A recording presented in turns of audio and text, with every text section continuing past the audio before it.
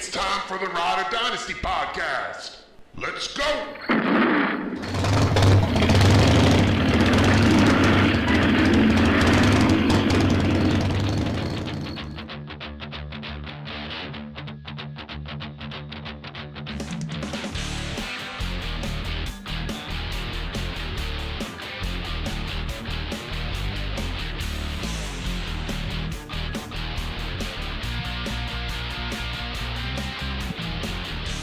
Welcome to the Ride or Dynasty podcast with Ryan Bickerstaff, JJ Wenner, and your host, Michael Kloss. Welcome to the Ride or Dynasty podcast. We are close to about a week away from the start of the 2019 NFL season. It's a big Thursday night opener between the Bears and Packers. JJ, football is back, and that's basically like Christmas to us, right? It really is at this time that I like to introduce our Ride or Dynasty crew. I know that you always love them and you need them here, but today it's just JJ Wenner and myself, so we're going to have to carry the load for Nick Mirabito and Ryan Bickerstaff. How you doing, JJ? Man, I am feeling like a kid at Christmas, like you said. Ho, ho, ho. Football is back, and I can't wait to start seeing how my fantasy teams are performing. This is always the best time where I catch a little bit of it for having the last name of Kloss, especially like around December, but hopefully that I can bring some fantasy cheer for everyone here today. Again, because we're missing certified athletic trainer Nick Mirabito, there's not going to be any nicked up segment tonight. I know that's going to be tough because his insight is always huge. But we've got a pretty exciting main segment tonight. Yeah, absolutely. Tonight we're going to be looking at our undervalued players and sleepers. Now, I'm not really sure what the difference is between an undervalued player and a sleeper. So basically, this is just our undervalued teams. Each of us are going to pick two players who we think are going to definitely outperform in their ADP this year. But we'll get to that at the end of the show. Before we do, here's the news.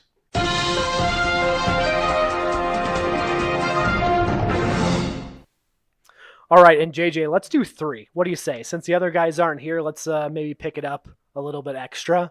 I'm feeling that in our main segment. So, all right. So in the news desk, it seems like it was a regular Saturday night, right? In the middle of a Colts preseason game, Adam Schefter drops the bomb that Andrew Luck is retiring from the NFL.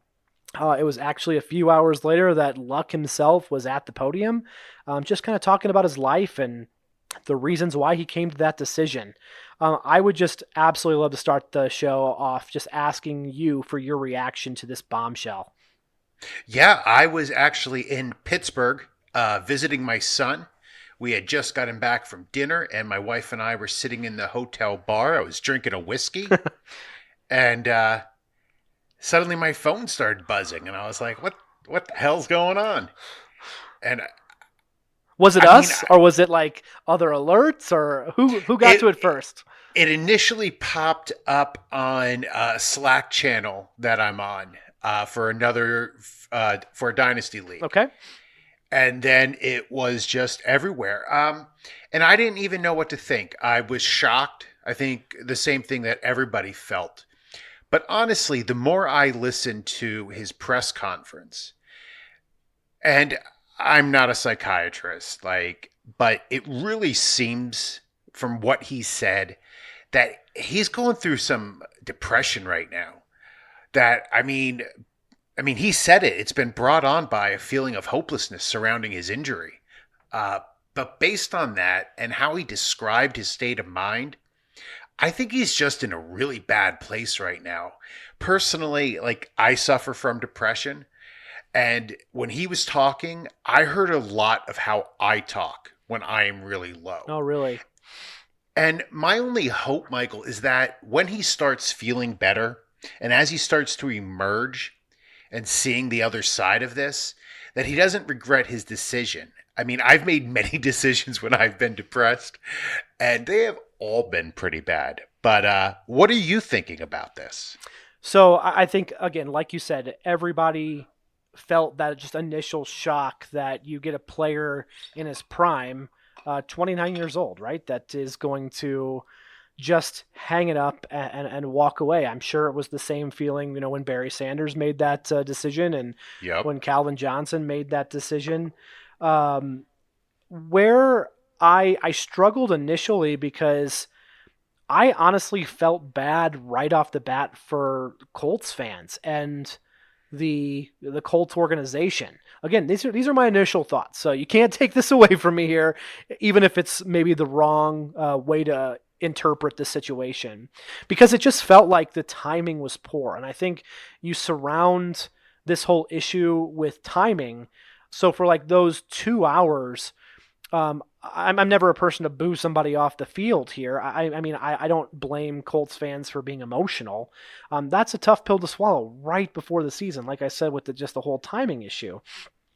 But then you're right. As soon as I started listening to his press conference, getting a chance to read more along with just like what he went through of like that physical and mental toll that was just really that setback to him for the whole career. I mean, again, he's dealt with sprained shoulder, lacerated kidney, torn cartilage, supposedly concussion issues, the shoulder surgery. He was shut down for all of 2017, and then he's got that calf strain or leg issue that Nick was telling us about a couple podcasts ago.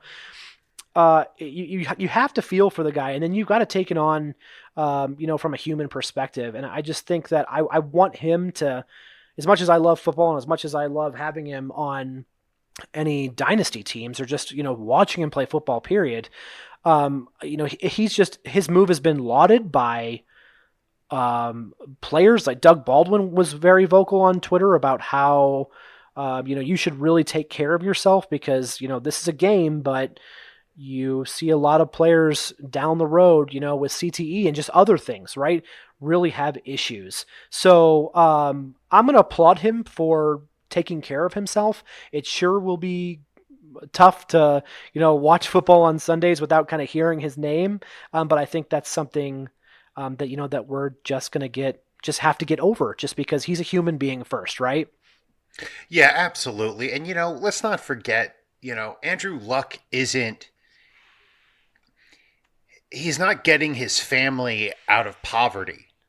Right. He comes from parents who are well off. He graduated from Stanford with an architecture degree. I think his wife is also an architect. He doesn't have to really worry about bringing up those around him like so many of, our athletes of color feel that responsibility for. So his wife just said that I think they found out she was pregnant like 2 or 3 months ago. I don't blame the guy. You got to do what's best for you and best for your family because in the end, that's all you have. Right. And yeah, you're right. There is a fair amount of privilege there. But again, if you want to I'll never knock a guy for taking care of himself. Sorry if he was on your fantasy team, but we've just gotta move on in that regard. But because this is a fantasy podcast, I would love to talk about the fantasy impact of this move. Now, unless they make a move in the next couple of days, and when I say they, I'm talking about the Colts, they're slated to start the season with Jacoby Brissett under center. I would like to know what you think that we can expect from Brissett this season. I'll answer this. If you're looking at this from a dynasty perspective in Superflex, he's going to be a low-end QB2, right? Sure. So you're looking at him probably a little bit above maybe an Andy Dalton as his floor. In one QB leagues, he's pretty much undraftable, only because the position is so deep. Mm-hmm. Now, I don't know what you were going to ask next, but as far as how this affects everybody else on the team, I would really try to avoid an overreaction. Okay. People keep referring to 2017 and his stats that year as if this is the same team from 2 years ago. Brissett was sacked 52 times that season, behind that abysmal Ryan Grigson line, which, we all know how he didn't draft anybody to protect Luck, leading him to suffer that shoulder injury. Mm-hmm. So that line gave up 18 sacks last year. So it went from 52 to 18. Brissett was traded to Indy 8 days before that 2017 season began. I remember, yeah. Right? He had to learn the offense on the fly. So now he has a better line, a better coach, 16 months in the offense. I think Brissett in this offense will surprise some teams. And I wouldn't, maybe lower some guys a little bit, but I wouldn't overreact on dropping any of the Colts players. We had this conversation earlier in the year when we were, preparing for our Ryder Dynasty, Best Ball Dynasty League.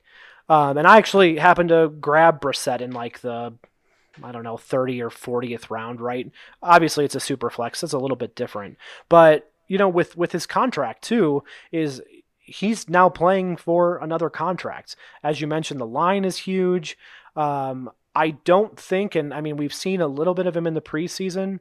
I absolutely would not, fully downgrade the team. And that was the question I was going to ask you kind of here, just kind of about the stock of players. I've seen a lot of people downgrade T.Y. Hilton, which I think that's a little bit understandable, but he's gonna look to feed him the ball because Luck hyper targeted those tight ends, right? Brissett may not do that. Marlon Mack had several games that he was just a workhorse back because the Colts were up. So if Brissett can, and if again as a listener, if you think Brissett can, maybe not to the level of Luck, but still get the Colts in a position to win and fairly frequently, then Mack still has, plenty of upside. Maybe I fade him a round or two at most, but he still has a good amount of talent where if you're looking at other running backs around him, especially after him, you might still want to consider him and forget just about the Andrew Luck news just for a little bit and then go based off talent and opportunity. It might be a good bet to take Nyheim Hines a little bit later if you're looking for more of a pass catching back. But as far as I've watched, Brissett's not afraid to go downfield. So it's not like we're, who was that quarterback for the New Orleans Saints when Breeze got hurt? It was McNown, either way. It's not like we're having a nobody come in whatsoever that just really can't throw the ball. Or it's not like you'd be worried about if, I can't even just think of a name like Mike Glennon came in and you'd be absolutely scared to see what he could do. So even though he's kind of been showing off a little bit during the preseason, but still. The only thing he's been showing off is that freaky neck. Oh my gosh. Yikes. It is huge. Like, could you imagine if he wore a neck roll, how tall that thing would be? It would look like a loaf of bread on his back. Looks like a giraffe, seriously. He is really tall, but he's super tall. He is huge. Now, again, I kind of went over a couple of those players that maybe you can fade a tiny bit. Are there any players that you love or maybe at least maybe you want to go steady with on that Colts offense, or do you think maybe just their stock is unchanged? Let's look at the optimistic side of the Colts offense. What are you thinking there? Sure. I have moved Paris Campbell up my board recently. Okay. I don't know what it is. I think it's just that Ohio State receiver. I'm looking at like Michael Thomas, Curtis Samuel, guys who, are kind of starting to show out a little bit more. Michael Thomas, of course, has been showing out since his rookie year. Right. But I think Paris Campbell got painted as sort of a gadget wide receiver. Like he was going to catch screens and that's all he could do. And I think he's going to show a different level of ability than we've all been expecting. So I've actually been drafting him a lot earlier than his ADP right now. The other player that I like is Jack Doyle. Brissett, he was the one player that Brissett had a really good rhythm with in 2017. He put up great stats. I think he's still going to get the bulk of the snaps on the offense. So I've actually bumped Doyle up a little bit in my rankings. Yeah, that's a good point. And again, I want to kind of go back to Paris Campbell really quickly, because even if he is a gadget player, I don't think that it takes a whole lot of ability to get him the ball in space, right? So I don't, unless you look and say, and again, I'm not a quarterback guru here, but how difficult it is to, like, again, throw a screen. I obviously it's hard. I couldn't do it, but is there really a huge downgrade if you did consider Campbell strictly that, right? He's still going to get the ball if he's still a Curtis Samuel type of player, depending on what his route tree is. I still like his upside. Watching him at Ohio State last year, that's when he got a chance to showcase his speed. It doesn't take it away from me if he was strictly just that. And let's not forget, Frank Reich won a Super Bowl with Nick Foles, right? Marching through the playoffs. So if he can do that with Nick Foles, I'm pretty confident that he can turn out a good offense with Jacoby Brissett. Yeah. Again, I probably agree with your assessment with Doyle just because there's the chemistry there. Again, I'm not going to count out Ebron, but now I would, especially as high as I was on Ebron, I would drop him a little bit in the rankings just because of the two things that you mentioned. I was all on board with Andrew Luck and Eric Ebron and that line of sight with there, but now I think I'm on the same page as you with Jack Doyle. So are you happy finally that we can agree on the Colts tight end? You know what? It's a beautiful thing when you and I agree. So I hope to not do a whole lot of it this podcast, but it's working out so far. So that must mean, just because of contract issues, well, maybe not an issue, but contract and Brissett coming up, unless he has just an absolute Pro Bowl caliber year, then Indy might look at a quarterback. I don't think that they would wait for like a Trevor Lawrence. They would take somebody definitely next year, like a Herbert or Fromm, or what you think they'd mess with another Stanford quarterback in Costello? Well, if it works once, you might as well go back and try it again. But yeah, I could definitely see them taking a QB, even if Brissett has a great year, just to, let that QB grow behind Brissett. Yeah. Are you looking to pick up, if you have any weak spots on your team or any super flex leagues, are you looking to grab Chad Kelly at all? I was just thinking that. I Yes. picked up Chad Kelly in a Devy league that I'm in, Dynasty Devy. It's pretty short benches, but it's super flex. And I have a couple aging QBs. So I did take a flyer on him in that league. He has all the talent in the world. He's just a knucklehead. Yeah. Do you watch Last Chance U by any chance? I do watch Last Chance U. I just cannot get it out of my head that he was just, making plays at Mia Khalifa in her Twitter, like just trying to go for it. So the nickname Swag Kelly definitely it hits me right in the heart. I kind of love it. Yeah. All right. Crazy kid. But yeah, maybe worth a pickup. JJ's doing it. Everybody else should too. So if we're moving on here, like, again, the Luck breaking news from last weekend, that was what dominated the headlines. But if that didn't happen, another injury really could have also dominated the same headlines, which was Lamar Miller and his ACL tear. Now, we're going to have to go without Nick here, but let's just say Lamar is a little bit more than nicked up, gone for the season. What do you think about just this backfield situation? Who is going to take over, and do you really think that it's going to be Duke Johnson featured? It was funny. It was only like, 2 weeks ago that people were making fun of Bill O'Brien for giving up so much for Duke Johnson. And now that's all he has. Yeah, he's the GM, right? Is it like he's the, Yeah. because they don't even have one. No. So I think Duke Johnson is more than capable of carrying a backfield.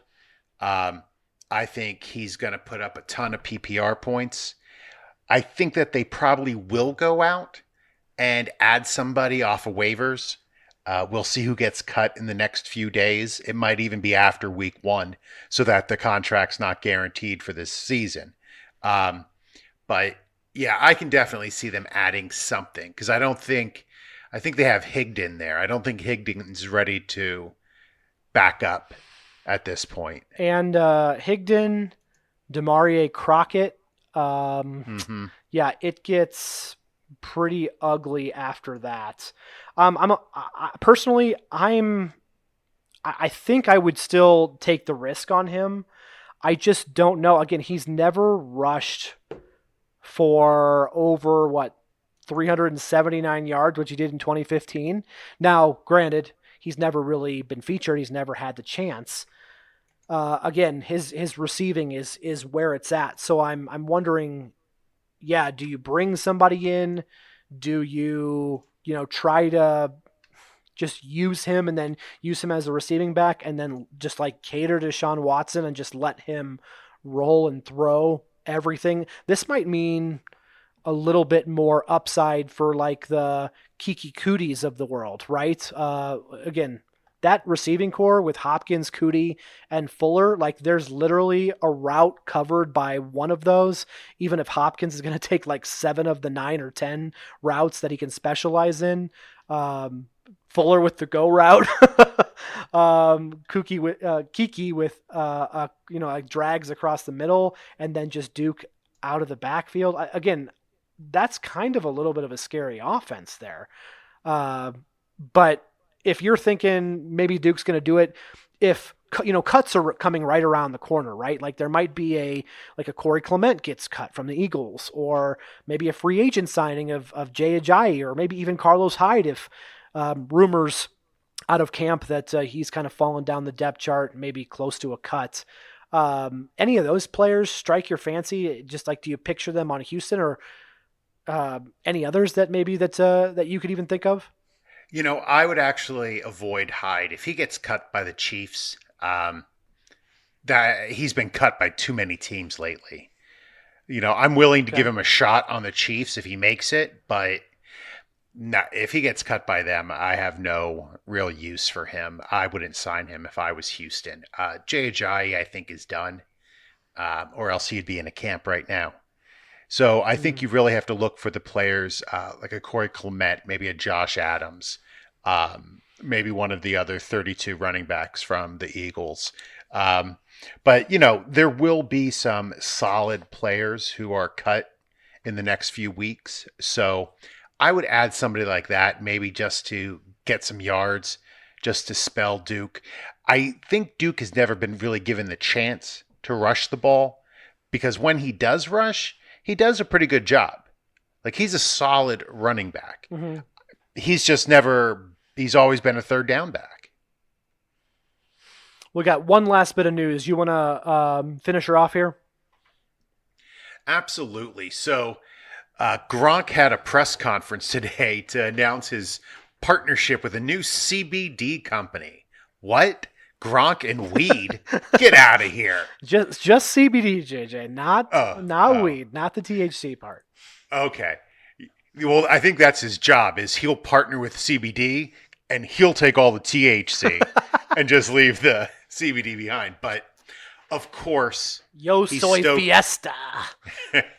He stoked some rumors of a comeback by talking about how good he feels. He spoke about how he had to get a liter of blood drained from his thigh in the weeks following the Super Bowl.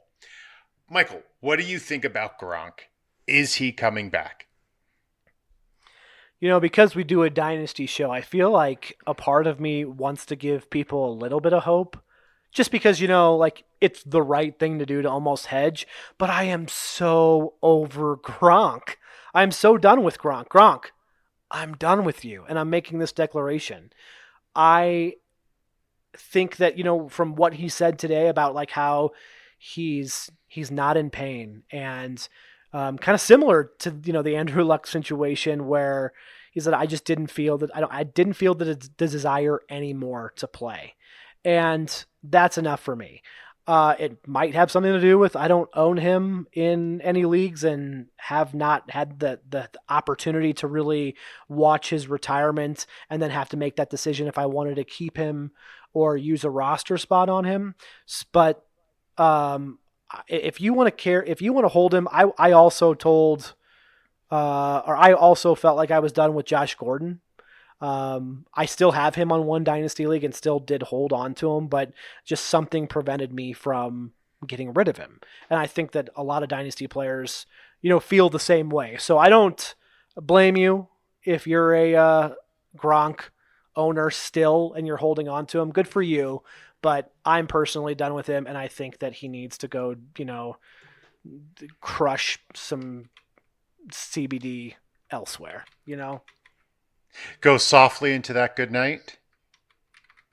I'm with it. I'm totally with it. I will say we have another little bit of news from our Rider Dynasty family here. And for all you redraft managers, if you have not drafted yet, you can check out riderdynasty.com, our website, and look at Ryan Bickerstaff's publish redraft rankings. And then, of course, use them to dominate your draft. Like we said, they are posted on the website, and then Ryan will be tweeting them out at his handle, and you can see that retweeted on our Twitter handle at Rider Dynasty. Just look for them to come to your Twitter timeline soon. So that's going to do it for our news, which really was a ton to cover, even if it was just a couple of stories. Love to get to our main segment that we can really get into and talk about. What, JJ? We are going to be highlighting a few sleepers, a few undervalued players that we think you need to keep a watch on. This is catered mainly towards your redraft leagues. But I think that right about now is when Dynasty and redraft sort of meld into one. Right. So keep an eye out for anything redraft news related, because this is going to help you. But I know we originally talked about 2. You recommended 3. So I say we go with 3 sleepers per person. Let's do it. All right. So my number 1 is Matt Stafford, my man. His ADP right now is 187. He's going as the QB 24. Now, personally, right now, I have Stafford ranked as QB 14 in Dynasty and QB 8 in redraft. So he has been a steady QB 1 in 6 of the past 8 seasons. Last year, he had a broken vertebrae and slipped to a low-end QB 2. Right, that's right. I think with the addition of TJ Hawkinson, an expanded role for Kerryon Johnson, and an improving Kenny Golladay, that we can expect a rebound season from Stafford. Don't believe the people who say that he's not going to be given the same opportunities to pass. Detroit is not a great team.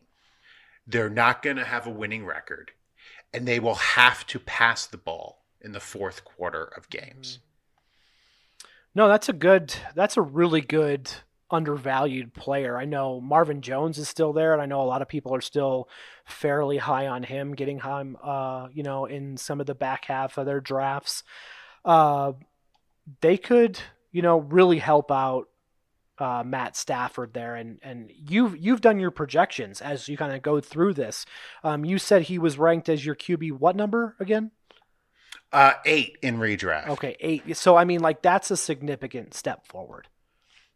Yeah, absolutely. He was QB 9, but of course, there has been recent changes to the QB rankings. Oh, really? Like which one? Who left to make you move one spot? I'm not sure who I moved down, but it was one of those guys. Yeah, if you've not been listening, that's your fault. Michael, who's your first undervalued player? All right, I'm looking at Marquez Valdez-Scantling, one of the coolest names in the NFL. So right now, if you look at depth charts, which again I'm fairly big on, and those keeping them up to date, he's the wide receiver 2 on the Packers depth chart. He does have Aaron Rodgers' praise, kind of a lot during the offseason and then a little bit even into camp. The new head coach, Matt LaFleur, he was an architect of RG3's Offensive Rookie of the Year campaign and Matt Ryan's MVP season. Okay, so I just do think we're going to see a bounce back from Aaron Rodgers. I do think Rodgers can support 2 wide receivers. Of course, Devontae Adams being the other one. I'm just putting my stock in MVS here. I would say last year was pretty good for him, notching 581 yards on 38 catches. I would say that's not bad for, entering the season absolutely buried on that depth chart. He will be on the field in 2 receiver sets because reportedly Geronimo Allison is going to be in the slot here. So if you look at kind of where you're taking him, you're looking at the 9th or the 10th round. I see him as a wide receiver 2 on a team that, should be back to a pretty good offense. How much, really, this is the question that I want to get down and just break it down to one. Give you the stats, give you a question that maybe that you can answer internally, or if you want to answer it, JJ, go ahead. But how much longer can Green Bay waste Aaron Rodgers? Is that too aggressive of a statement? Because if you think Green Bay is due for an improvement, like I do, I would trust MVS here. Yeah, I have to agree with you. But the answer to that question is forever. I mean, that hurts me. Yeah, I mean, it's a shame that they've really not given him the opportunity, not given him the weapons, not invested the money that other teams have given their quarterbacks. Yeah. But I think he should be better this year. I think MVS is a great investment. I mean, he's currently going as a wide receiver 4. Right. 113 is his ADP. Yeah, so that's wide receiver 44. So he's right between Cortland Sutton and James Washington. I would definitely pick him above both of those guys. Exactly. Seeing that Cortland Sutton is, at least at the start of the season, wide receiver 2, a little bit of a lower, but just look at the quarterback talent between Joe Flacco and Aaron Rodgers. There's a difference there. A little bit of a difference. Absolutely. But yeah, I think that's a solid pick as an undervalued player. So give us your second undervalued player or sleeper then. My second guy is Darrell Henderson. Oh, really? LA Rams. Right now, he's the running back 36 going off the board. That's a low-end running back 3. Mm-hmm. Now, all offseason, we've heard some people talking about how they're going to rest Gurley. But nobody's really sure what that usage is going to be. We just know Gurley's usage is going down. No clue, right? So, on the low end, you can easily see Henderson taking on a 3rd down satellite back type of role. I'd agree with that, right? Yeah. Getting some screens, catching the ball out of the backfield, maybe running some routes. But if Gurley gets series off and Henderson gets those carries, CJ Anderson was able to look like an all-pro behind this line. CJ Anderson, who I believe is 3 pounds lighter than me. That's not a good thing. You're a trim dude, right? Yeah, not so much. But I just see Henderson making the most of his opportunities. He's electric. He's going to see some great openings in that line. And I expect him to finish as an RB2 this year. So, I mean, right now he's going as what did I say, 36? Mm-hmm. I definitely see him finishing as like running back 20. So what do you say to the people that will be quick to point out that Malcolm Brown is on the depth chart right now, ahead of him? Are you pointing to talent? Because I mean, I know that we watched a lot, and we've, again, Darrell Henderson has been one of those players that we've talked about so much, starting when we started the podcast talking about rookie drafts. So what are you telling those people that are maybe the Malcolm Brown truthers? I don't think there's anything wrong with liking Malcolm Brown, but Malcolm Brown at most is going to be a two down thumper. Mm-hmm. He's going to take, if he's going to replace Gurley or sub in for any of his carries, it's only going to be those, the first and second down. So if you're going to either take a two down thumper or a third down receiving back, you always take the receiving back, right? Because Agreed. a carry is not worth as much as a reception in a PPR league. They're not equal. Mm-hmm. So you will want to take the guy who's going to get the most opportunities in the passing game, and that's Darrell Henderson. And that might even be just like Brown in for Gurley, and Henderson still gets the third down. You might have already said that. I'm just pushing it in for extra emphasis here. All right, let me go to my second undervalued player / sleeper. And I want to let it be known first that I had this player down when we started making our notes here. I'm not sure if you saw this, JJ, but I had this down before last Tuesday, was when Hard Knocks episode 3 aired. I'm talking about Darren Waller, the tight end of Oakland, with an ADP of about 210. Of course, again, as soon as I prepare this for our next show here, he gets like 6 or 7 minutes of screen time about all him and kind of sharing his story. If you haven't seen Hard Knocks, again, he right now is the starting tight end for the Oakland Raiders. John Gruden loves him. He has 4.46 speed. That was at the 2015 Combine, where he actually entered as a wide receiver and then converted to a tight end. Now, really, in the past 10 years, only 2 other tight ends have gotten to that number. I can't. The first one was such a random tight end that I don't even know if I can remember. It was like I'm not even going to remember it, but Evan Ingram was the other one. So there's possibly the talent that we're talking with. He has added some weight, which obviously could slow him down. It was only 16 pounds since 2015. He did have, like, again, the reason that he's kind of been either in and out, he spent some time with Baltimore, and now he's with Oakland. He is replacing Jared Cook, who had 68 receptions last season and 187 targets in the past 2 years. I really don't see, and again, correct me if I'm wrong, or again, tell me I'm silly, but I don't see why the floor of a starting tight end for Oakland can't get at least 50 targets here.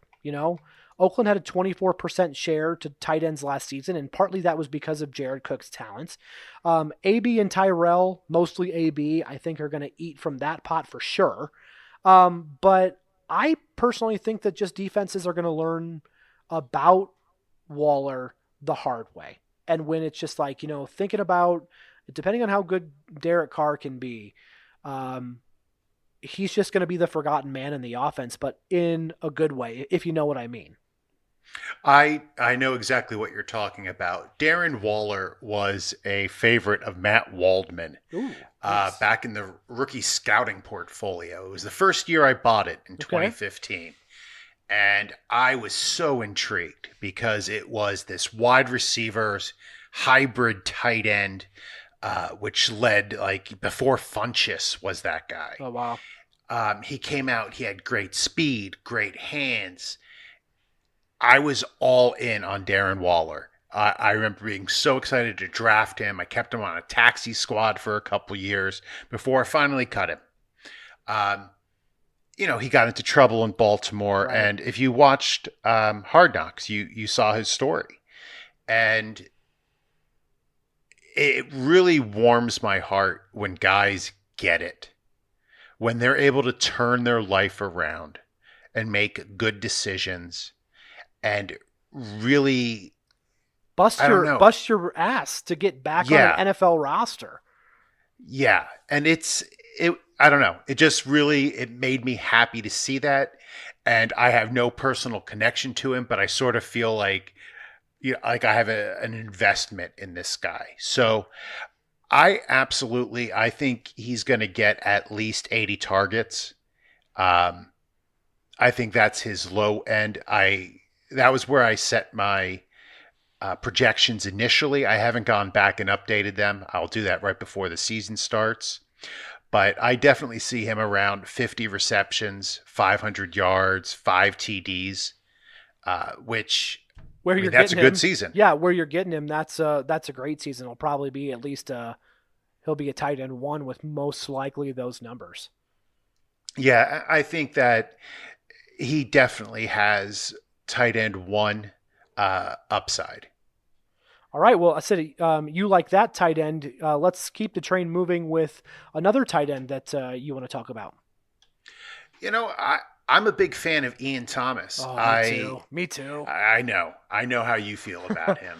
I think that Ian Thomas proved at the end of last season that he was the tight end of the future for the Panthers. He started off a little bit slow. If you watched another, being that we're talking all about football programs, All or Nothing was with Carolina last year. And he wasn't getting it in the beginning of the year. And slowly but surely, he caught on to the speed of the game and the amount of work it takes to be a great player. And I think Greg Olsen did a lot to help teach him what it takes to be a pro in the league. And Ian Thomas took to that learning, which, like I said, it's always good to see. So Ian Thomas is right now coming in at tight end 34. I think that Greg Olsen isn't long for this league. I don't know how healthy he's going to be this year. I'm with you on that. And I really love Greg Olsen. So I don't like thinking about him getting another injury. I hope he doesn't. But I think at least they're going to split targets between Ian Thomas and Greg Olsen as the Panthers, get ready to move to a post-Olsen future. Yeah, definitely from a dynasty perspective. Again, we've talked about him and how much we like him. I just don't think that you can deny his talent by at the same time, trotting Greg Olsen out there. You don't want to predict injuries by any means whatsoever, but I didn't have the confidence in him in the last couple of years that he was playing before he retired, and I just don't see it now. I don't think that he's going to break down or anything, but it's just like, this is one of those that it's just like, quit while you're ahead, Greg, you just, stop beating him up. He's already dead. Maybe it's more of the excitement just to see Ian Thomas play football and be a big factor in that offense, because Cam will definitely use him. And and it was a bit of a fluke injury last year. I mean, it was a re-aggravation of something he had already done. So there is a great chance that Olsen is back and performing at the high level he was at the beginning of last season. It's a long season too, right? So, it is. As I said, this is still the type of guy that maybe you won't draft, but definitely someone that needs to be on your watch list immediately, just to grab him a week or two, before that he actually has his breakout. I know that you can't predict, and it's tough to do that, but as you continue to manage your roster, he's definitely someone that you need to watch. Yeah, he should definitely be on your waiver wire hotline. Hotline bling. No, not a Drake fan. No, not that song fan, right? Anyways, my third sleeper undervalued player is Marquise Goodwin, the San Francisco wide receiver number 58, ADP of 182. This is just the craziest thing to me. Like I told you, I'm, fairly big on depth charts because I feel like it's the one medium that you can kind of get rid of the coach speak, stop listening to, oh yeah, he's a great player. Oh yes, I love this about this person. Just kind of move the fluff. The depth chart speaks to me, at least. I don't know if that's the way you are, but it is for me. And he's a starting wide receiver on the team. I know that, of course I know that, but the starting wide receivers and the rookies behind him, I would just take the risk at Goodwin's ADP. He's a world-class sprinter. I think that's the first argument that everybody makes. Just his speed is unbelievable. This offseason, there were just so many Dante Pettis truthers that, his ADP and just like his value, people talked him up, he kind of started to fall. He started to rise up again, then he started to fall. He got to training camp. You saw beat reporters say, man, he's really got to earn his role. I'm talking about Pettis here, of course. And he's had, again, an up and down camp. The other wide receivers on that team, Hurd and Debo, are going to start to climb, and then all of a sudden Goodwin's stock starts to fall naturally. He's the oldest player on the team. But now that they've all kind of leveled out, we're here, essentially a week before the NFL season. There's Goodwin. He's still atop the depth chart. His value is the lowest on the team. I would say he's underrated when you compare, his ownership to just his projections. Half-point leagues project him around 7 to 8 points per game. But this is kind of where I really, truly start believing. He's projected at wide receiver 58, right? So 2018's wide receiver 50, let's just roll it back a little bit. That's Doug Baldwin. His stats were 50 receptions, 618 yards, and 5 touchdowns. I personally think that a healthy Goodwin surpasses those yardage numbers just easily, really, just based on opportunity, right? And the fact that he averaged 14 PPR points per game when playing with Garoppolo just, I guess it's technically 2 years ago. He's just essentially free at the end of your draft. And again, looking through, I can't find a wide receiver 1 at the end of your draft for free. So I would definitely take the chance. Drop him if he doesn't do anything. Go for it. But you can't pass up this opportunity, in my opinion. I don't want to disagree with you because I do like Goodwin. He has a pretty low catch percentage, so I think to get to 50 receptions, he's going to need 100 targets. I don't know if he's going to get 100 targets in that offense.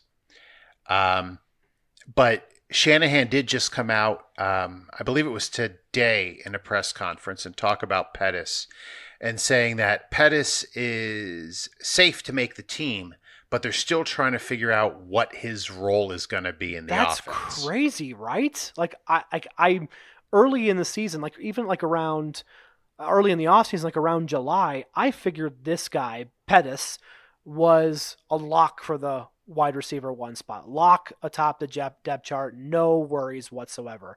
And it just didn't happen. Yeah, I know.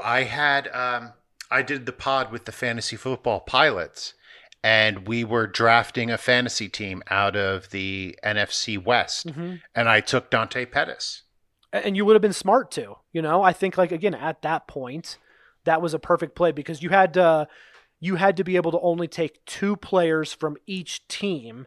Correct. Right? So it was you really had to maneuver your chess pieces around there. And that made a lot of sense. Yeah, and I had taken Kittle already because he is the only tight end in the NFC West. He was my first pick. But, I just don't know what to do with Pettis. I'm so disappointed in what he's doing right now. And to have your coach this confused this late into the preseason is not a good sign. Especially Shanahan too, right? You're looking at a offensive great mind. And that's it's just an odd thing for me. I'm trying to read the tea leaves the best I can.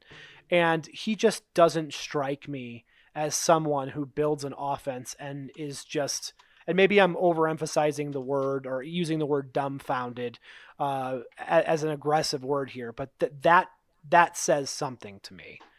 So that's just very odd. Anyways, again, looking at Goodwin, if the opportunity to me is there for free for a dollar in your auction or one of the last picks, why not just take a chance if you want to take a wide receiver?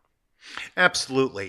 Before after week 2, everybody starts looking at the waiver wire. Mm-hmm. If Goodwin hasn't shown up by week 2, you cut him for your first waiver wire pick. Yeah, and that's also, I'm glad you brought that up too, is because a lot of people always fall into that trap too in fantasy on the first week. Is after the first week happens, you're gonna base your second week and maybe even your third week, maybe even your whole season off what happens in that first week. Remember, if a player goes off, you're going to love it. You're going to be so happy that you made a cool decision, but don't go overboard on week 1 and what happens, because you could have players that go crazy in week 1 and you base your entire decisions or mindset around actually what happened in week 1. And the narrative doesn't always go that way for the entire season. Do you have anything else that you'd love to add, JJ, or should we take this baby home for the night? I kind of feel like the characters in Step Brothers when they made bunk beds. I feel like we had so much more room for activities this pod. We did. Like I said, I don't want to hear my own voice so much, so we need to wrangle Nick and Ryan and get them back for next pod, because it's going to be a big one right before the start of the regular season. Back in the saddle. I can't wait. Like I said, it's Christmas time. But that is going to do it for us tonight. Don't forget that we are on Twitter at Rider Dynasty and our website, riderdynasty.com. To everyone, have a great night. Catch you on the next one. Boat drinks. I got your back, man. Don't worry. You're the best. Thank you for listening to the Rider Dynasty podcast. If you have enjoyed the pod, please subscribe and leave us a rating and review on iTunes. Follow the guys on Twitter at Ride or Dynasty. You can follow JJ at JJ Wenner. Ryan is at BixPixFFB. And Michael is at Michael S. Kloss. Check out our website, rideordynasty.com. And remember, we have your back.